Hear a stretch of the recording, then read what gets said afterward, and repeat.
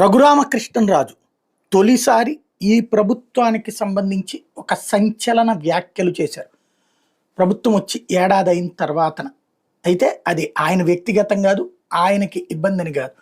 ఓవరాల్గా ఆయన ఇప్పుడు డిప్యూటీ స్పీకర్గా ఉన్నారు.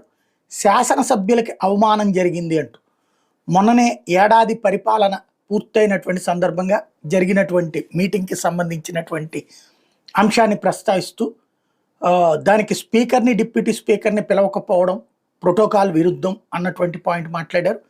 అలాగే ఎమ్మెల్యేలని కార్పొరేషన్ల చైర్మన్లతో కూర్చోబెట్టారు. ఎమ్మెల్యేలకి తగిన ప్రాధాన్యం ఇవ్వలేదు, తగిన గౌరవం దక్కలేదు, వాళ్ళని వివక్షగా చూశారు అన్నటువంటి పాయింట్ని ప్రస్తావిస్తూ ఈ అంశాల మీదన చీఫ్ సెక్రటరీకి లేఖ రాయబోతున్నట్టు ప్రకటించారు. ప్రోటోకాల్ పాటించాలి, ఎమ్మెల్యేలకు తగిన గౌరవం ఇవ్వాలి, ఇవ్వక